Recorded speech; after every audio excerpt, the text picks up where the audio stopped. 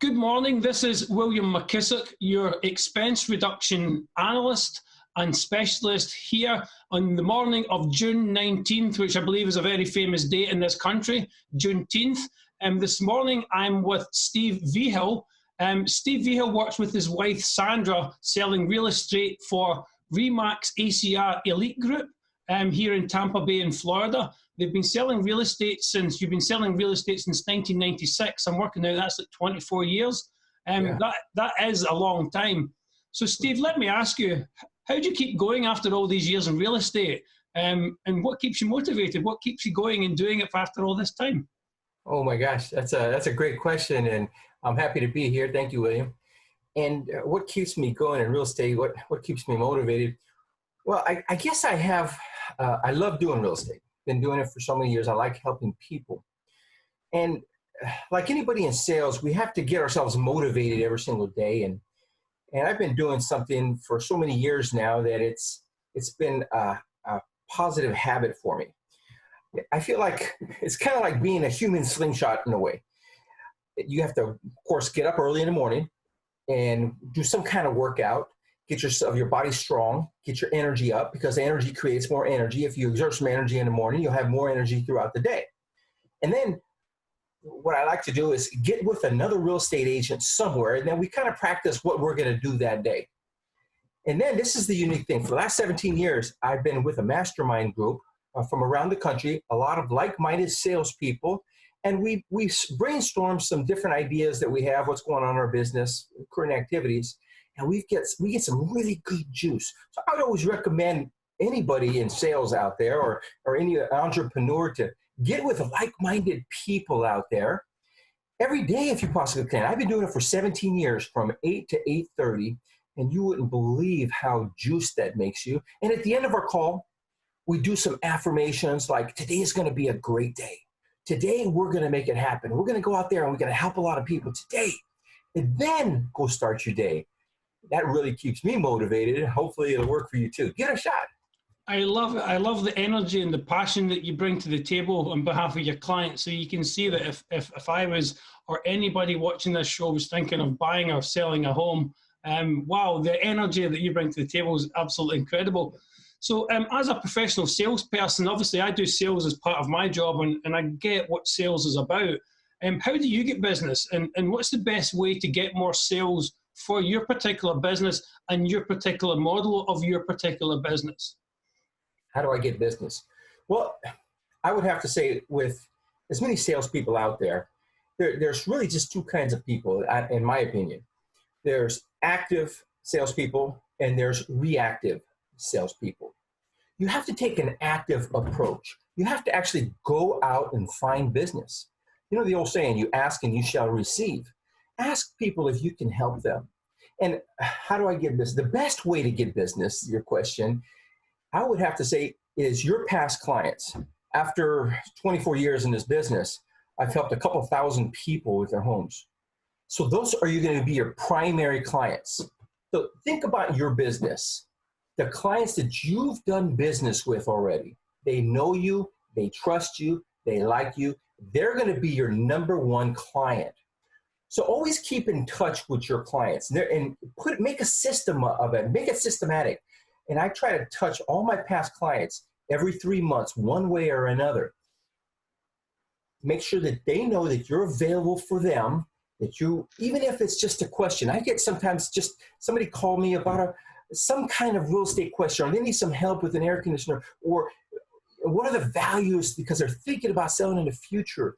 But your past clients are the number one source of continuous business. Treat them right, they'll treat you right. And then go on to the next layers of business. There's lots of different ways to get business. But number one is your clients that know you and they like you and trust you. Well, that's fantastic. I can hear I can hear the passion, and obviously you take care of your clients, taking care of those customers that help you feed your business with profits. And when you get a lead, what's the best way that you handle that lead? Well, that's fantastic, because I always ask my past clients, if you know anybody that's looking to buy or sell, let me know, and I'll do everything I can to help them. And if they do say, hey, I know my friend Betsy at work, or a friend in one of my networking groups. The best way to handle a lead is immediately. Never sit on a lead. Okay, listen, somebody gave you a number and their information for a reason. Okay, a lot of people have these elaborate systems that they want to put it in there and these drip campaigns and all that. Forget all that. I would have to say the best way to handle a lead is immediately. The moment you get a lead, call them and see what it is they need, how you can help them. Maybe you can't get a hold of them right away, but show them that you're aggressive. Show them that you want to do everything you can to help them. Call them in the morning. Call them in the afternoon. Call them at dinner time. Call them in the evening until you finally get a hold of them. And then they're going to let you know if they're ready to be helped or if it's a later date. Okay, 70% of your business in sales. I've been doing sales a long time. And I would have to say, any salesperson out there, they know this. 70% of our business comes from the leads that you get. Okay, just think about it for a second. Your leads are so important. So you have to take some time, put together a system for yourself, how to handle the leads that you get. Follow up with them systematically and aggressively. Hey, you can never overcall a lead. If anything, it shows the customer how important they are and how much you're going to follow up. Because if they need your help, they want somebody to help them, not them chasing you. You have to go after them and see what you can do to help. Does that make sense? Yeah, absolutely. And again, I can see the passion and the belief in what you're trying to do. And so when you get that lead and you get somebody who's interested in selling their home, how do you get them to prepare to sell the home that maximizes the profit? What's your steps and how do you do that? Oh, that's a fantastic question. And a lot of people, how should I say, they'll just open their door and they'll just let it be. But okay, sales is two things. Okay, real estate sales is two things. It's emotional first. Okay, there's always emotions because think about it for a second. You want to buy a house. You're going to be your home. You're going to live there. A lot of times when you walk into a home, you feel that that's your home, right? Yeah. You know what I'm talking about? You walk in and you're like, wow, look at this place. I feel good in here. Think about that for a second. Your sense of feel. Okay, I try to show people and help them maximize the value of their home by putting all your senses together in the home. Feel. How can you feel a house? Oh my gosh. All right, listen, this is how it goes. I'm showing somebody a house. I open the door. And if, first of all, the first thing they do is they see the house as soon as the door opens up. Okay? So I coach the owner of the house to make sure everything's light and bright. Open up the blinds. Make sure everything's nice and lit up. All the lights, even if it's daytime, light the house up because they're going to see the house first. They're going to say, okay, and they're going to walk in the door. They're going to be a little skittish at first. They're going to walk in, and they're going to be looking around. The second thing that's going to kick in is they're going to hear the house. Every house, you think, okay, it doesn't have any sound. Well, no sound is actually sound. That if it's totally silent, it's kind of awkward, right? So I always tell them, put a little nice music on in the background when they walk in the house. So now they're seeing the house and they're hearing the house. Mm-hmm. How about the scent or smell? Every house has its own beautiful or peculiar or interesting scent as soon as you walk in. That's the next thing that's going to kick in. What does the house smell like? Okay, you want to make sure that there's some scents that are sensitive to people. Like some people don't like citrus smell. They just don't like that. No. Vanilla seems to be a favorite. Or cookies. You've heard that before, right, William? Put the bread maker on. Right, cookies, right? So now, you can put in a cinnamon apple spice plug-in or a candle or something, or bake cookies, or have the house smell nice and sweet. So now they see the house. They hear the house. They smell the house. Oh my gosh, can they feel the house? How can you feel a house, right? You can, right? Is it hot in there? Is it cold? Is it just right? And a hot summer day, they come in from outside. It's hot outside. Nice, cool house inside. If it's the winter, it's cold outside, a nice warm house. They feel the house. Okay. Can you taste the house? I don't know about that one, but maybe. But listen, okay. And then there's more ways to get value, but that's in a whole different conversation because there's perceived value in a home. And we have to point that out to the seller and a buyer. And another time, if anybody wants to know that information, get a hold of me and I'll help them show perceived value, how to get the values up in their home. It's super important of all these different elements to make it so a buyer feels like, you know what? I want this home. And it's easier to sell. So there's quite a bit to it. There's some, I don't know if it's science, but there's a lot of emotion and logic as well. Yeah, no, the word logic, that makes complete sense to me because you do, if you walk into a place, any place, whether it's a house, a home or business, whatever that place is, sometimes a strong smell will hit you. You think, that's lovely. Right. Or I don't like that. As you say, if it was a hot day and you walked into somewhere, you'd be like, it's kind of muggy in here. Right. People get a negative feeling of the house all of a sudden. You don't want that. Yeah.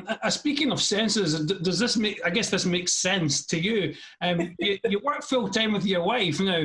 I get it that having the partnership, that means there's two of you running the business and doing it. That makes it a stronger unit. But your wife, I get it. That's 24/7 with the same person. So how do you do that?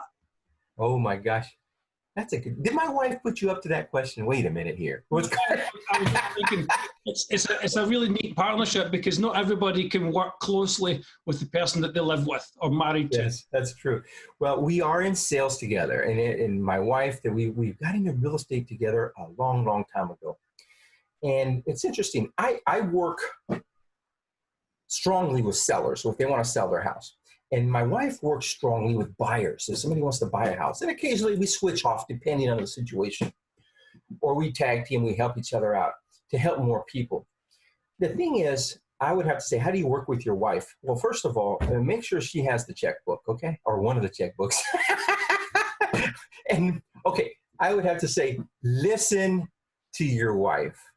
Okay, communication is always good, but listen to her. Make sure that she knows that she's important, because business it gets real fast sometimes, and it gets stressful and it gets tense on her side, my side. There's things that go wrong, but we're problem solvers. We help people solve problems and help them with their home sales and help them buy houses. There's a lot of emotion involved in my job. We said a long time ago that at the end of the day, we're going to turn off the business. Occasionally, somebody has some situations that they call us late at night or something like that we have to deal with. But later on in the evening, we turn from professional salespeople to husband and wife. And we made that deal a long time ago. And I really try to be the best husband that I possibly can. And trust me, I always need coaching on that. And I always try to be the best father I can, any way I can. I try to be the best real estate professional I can be. And that's like a little mantra, be your best and the best things will happen. But that's one way I would recommend to have a relationship with your wife and working in business together with her to make it last a long time. And so far it's been working.